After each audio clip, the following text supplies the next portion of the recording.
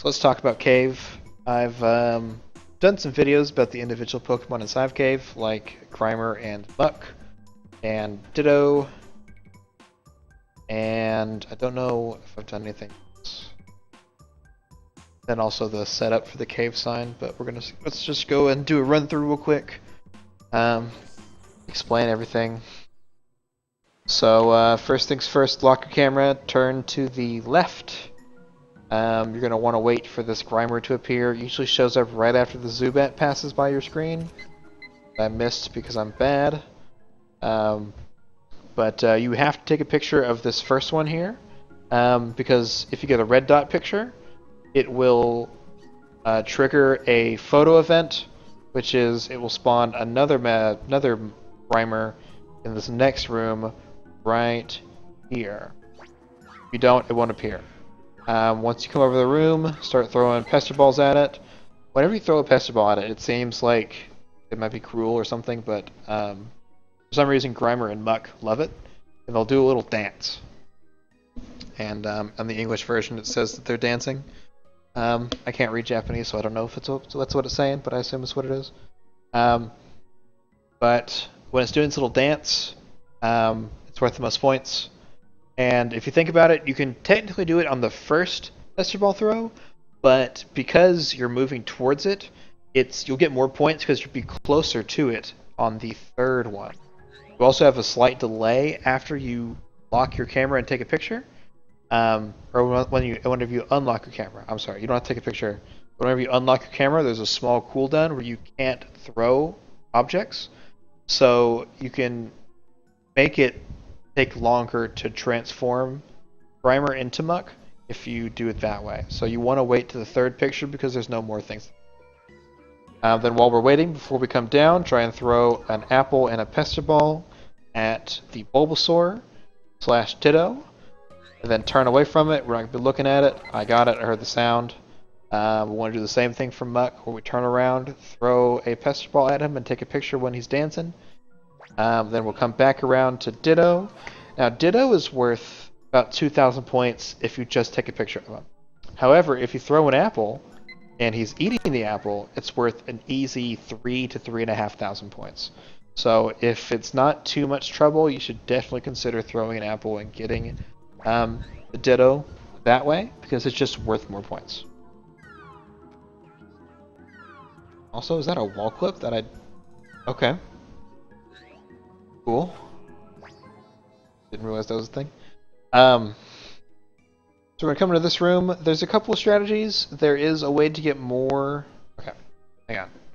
So, Jigglypuff has two main poses that we can. The first one is whenever she's just being chased by Coughing. Nothing special. It's worth 1,000 points. If you get perfect sizing, you get 4,000 points maximum.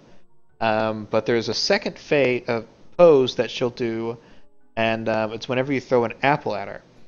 And if you hit her with an apple, she'll get dizzy and she'll start spinning around, and that's an extra 200 points on the pose. So that's an extra 400 points when it's doubled.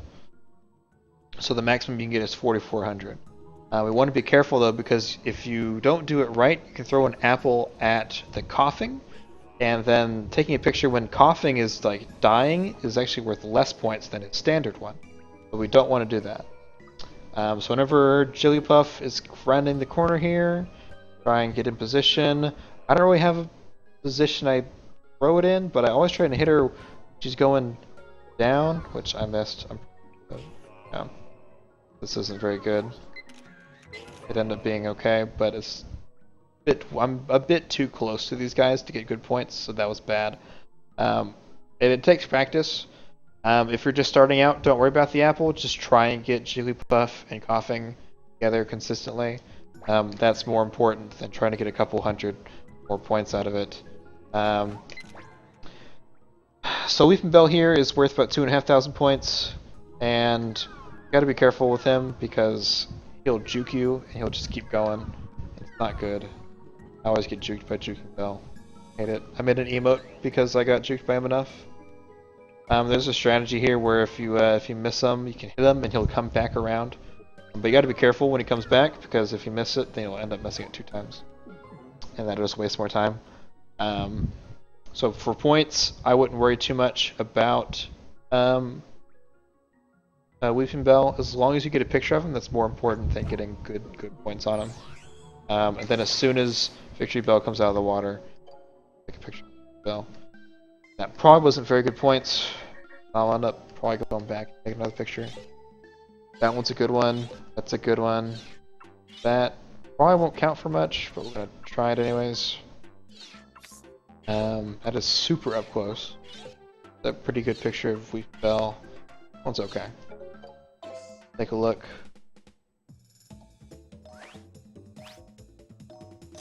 So that's a pretty good 4,000 points. I think the most you can get for him is like 44 thing. I've done it before, but I don't know what the max is. I think 4,000 points is the most you can get on Muck. Maybe more. I'm not entirely sure. So they do some more testing on that. Here we go. We get a 3,300. I somehow got the exact same points as last time. That's an easy 3,000 point picture as opposed to 2,000 points for the other one. Definitely go for that. See, the pose is a bit more, and the size is a bit more than the other one. But if I had gotten her more centered, I'd gotten a full body picture, that probably would have been an easy 44,000 points. That coughing could have been better. Again, way too close. Yeah, as long as you get about 2,000 points on Victreebel or Weepinbell, it should be fine. And then Weepinbell here, or Victreebel. I keep getting the two mixed up. Victreebel, whenever it comes out of the water, you can take a picture immediately, and that's the best you're going to get. The size is kind of determined on how far you are, but the pose is always going to be at 1,300, depending on where you are. It doesn't matter.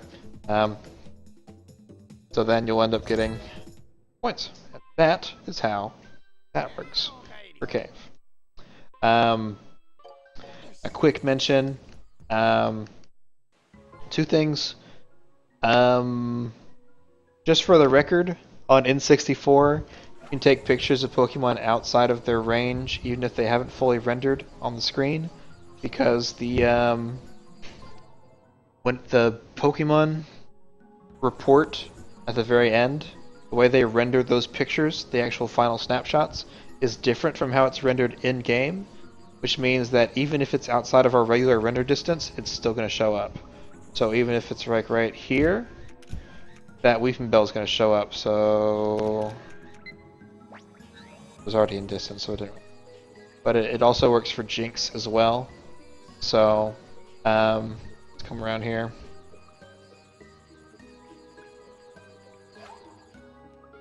If we can get Zubat and Pikachu out of the picture, a lot of these pictures are going to count for Jynx way before. Like, see, I haven't even taken a picture when Jynx is actually on screen. Let's take a look and see how many of those pictures actually counted as Jynx pictures.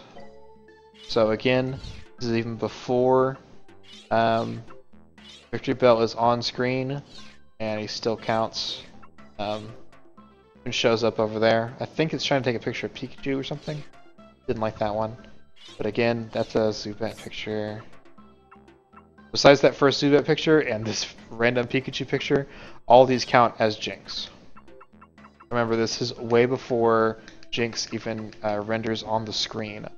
And it's hard to tell if you actually get it or not, because it doesn't really show up. But again, all these pictures count as Jynx, even though Jynx is never rendered on in the game. So, something to keep in mind. It doesn't really save much time, but it saves you a couple seconds even if you have to go for Jynx. So if you're in a pinch, it can kind of come in handy that way.